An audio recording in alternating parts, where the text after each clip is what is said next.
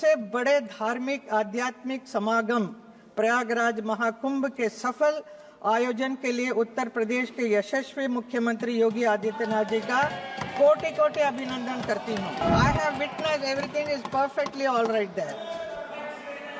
Yes, I have seen it. I have been there. Shrimati Hema Malini. Radhe Radhe.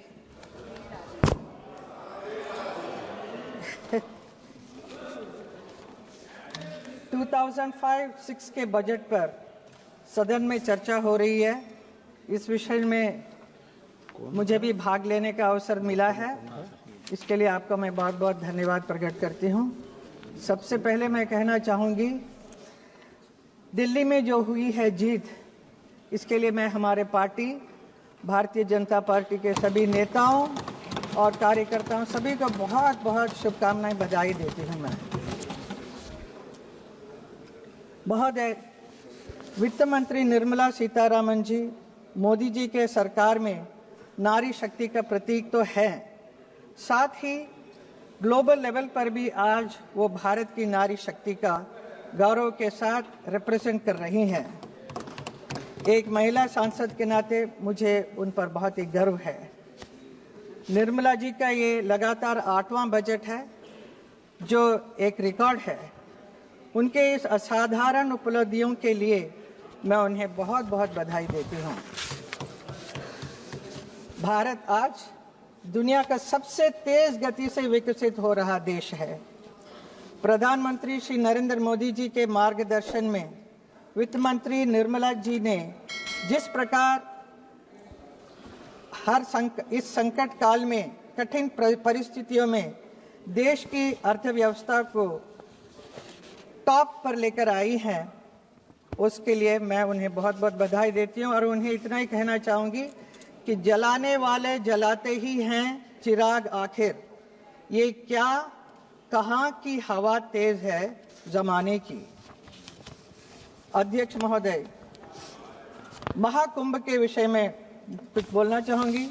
मैं उत्तर प्रदेश से सांसद हूं, जहां तीर्थराज प्रयाग में भारत की महान सांस्कृतिक परंपरा का महाकुंभ चल रहा है। इस महाकुंभ में भाग लेने के लिए देश विदेश से करोड़ों लोग यहां आकर स्नान करने के लिए आ रहे हैं। मैं विश्व के सबसे बड़े धार्मिक आध्यात्मिक समागम प्रयागराज महाकुंभ के सफल आयोजन के लिए उत्तर प्रदेश के यशस्वी मुख्यमंत्री योगी आदित्यनाथ जी का कोटि कोटि अभिनंदन करती हूँ। I have witnessed everything is perfectly all right there. Yes, I have seen it. I have been there.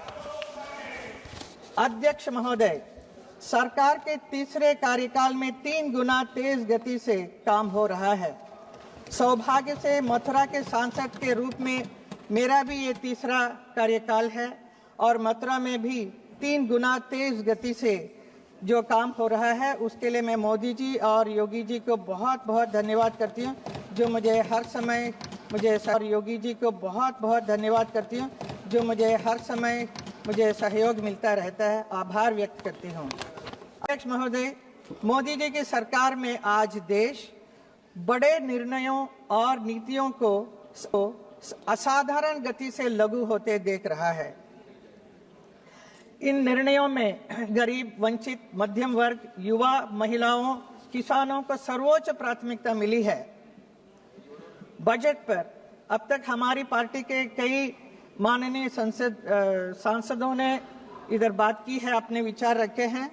Budget के घोषणाएं किस प्रकार देश की जनता के लिए हितकारी है, विस्तार से सब लोगों ने बताया है, तो उन्हीं बातों को मैं वापस नहीं दोहराना चाहूंगी।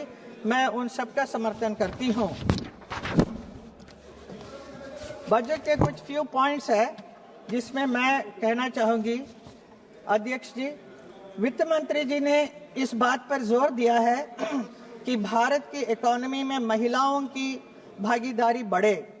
उन्होंने 70% महिलाओं का आर्थिक गतिविधियों से जुड़ने के लिए कदम उठाने की बात की है। मैं देश की अपनी नारी शक्ति से यही कहना चाहूंगी, तुम्हारे हौसले अधूरे हैं, उड़ान बाकी है। ये तो सिर्फ थोड़ा है, आसमान बाकी है। नाम तेरा भी होगा, काम तेरा भी होगा, अभी तो तुम्हारी पहचान बाकी है। एजुकेशन सेक्टर की बात करें तो अगले 5 वर्षों में सरकारी स्कूलों में 50,000 अटल टिंकरिंग लैब की स्थापना और भारत नेट परियोजना के अंतर्गत ग्रामीण क्षेत्रों में सभी सरकारी प्राथमिक स्कूलों में ब्रॉडबैंड कनेक्टिविटी बहुत अच्छा कदम है। हेल्थ सेक्टर में कैंसर की 36 मेडिसिन पूरी तरह से ड्यूटी फ्री कर दी गई है। अगले 3 वर्षों में सभी जिला अस्पतालों में ये डे केयर कैंसर सेंटर स्थापित करने की सुविधाएं प्रदान करने का निर्णय किया गया होगा। यूथ सेक्टर में बजट में देश के युवा के लिए स्टार्टअप के लिए लोन सीमा को 10 करोड़ रुपए से बढ़ाकर 20 करोड़ रुपया किया गया है। अध्यक्ष महोदय,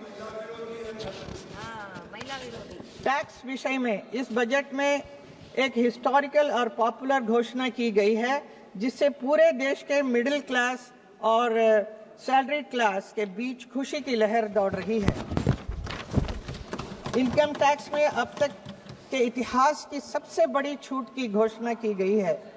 इससे देश के मिडिल क्लास और सैलरी क्लास के बहुत राहत मिली है। इस निर्णय के लिए मैं माननीय प्रधानमंत्री श्री नरेंद्र मोदी जी और माननीय वित्त मंत्री श्रीमती निर्मला सीतारामन जी का देश के करोड़ों मिडिल क्लास और सैलरी क्लास लोगों की ओर से आभार व्यक्त करती हूं। This year budget reflects most sincerely the thought process of our Honorable Prime Minister Modi ji, whose singular aim is to give the Indian population an Amrit Kal for years to come. The wealth creators to the economy are also not looked down upon as filthy rich. Tax the rich and feed the poor slogan has been completely erased. महोदय, हम सबको गर्व होना चाहिए कि हमारे देश में पहली बार ऐतिहासिक world audio visual entertainment summit यानी वेव्स का आयोजन हुआ है। ये है नए भारत की पहचान। कला और फिल्म इंडस्ट्री के प्रतिनिधि होने के नाते मुझे भी इस समिट में पार्टिसिपेट करने का अवसर मिला। प्रधानमंत्री जी के साथ इस अवसर मिला था। इसके लिए मैं हमारे प्रधानमंत्री और आईएमबी मिनिस्टर अश्विनी वैष्णव जी का आभार व्यक्त करती हूं। अध्यक्ष जी यमुना हमारी महान आध्यात्मिक परंपरा और संस्कृति में यमुना मैया की आध्यात्मिक महत्व है, मथुरा वृंदावन की पहचान है, जीवन रेखा है। पिछले मथुरा वृंदावन में जितने नाले वगैरह हैं उसको बंद करने की कोशिश की, लेकिन फिर भी हम लोग कामयाब नहीं रहे, क्योंकि जो यमुना की जो अशुद्ध जल जो आ रहा है वो दिल्ली से आ रहा था। तो हम उस वक्त दूसरी पार्टी राज कर रहे थे, तो हम कुछ कर नहीं सके। तब हम सिर्फ हमारे ब्रजवासियों को इतना ही कहते रहे कि सब ठीक हो जाएगा, जल्द ठीक हो जाएगा। आज उम्मीद की किरणें आई है। 8 फरवरी को दिल्ली में भाजपा की जीत के बाद प्रधानमंत्री नरेंद्र मोदी जी ने कार्यकर्ताओं को संबोधित करते हुए भाषण का शुभारंभ भी यही किया कि जय यमुना मैया। उनसे की यमुना नदी को दिल्ली की पहचान बनाने की बात की। ये मोदी जी की गारंटी है, मतलब पूरी होने की गारंटी। मेरे संसदीय क्षेत्र में इसे लेकर बहुत ही खुश हैं लोग, इतने खुश हैं कि मैं बयान नहीं कर सकती हूँ। यमुना अब स्वच्छ हो जाएगा।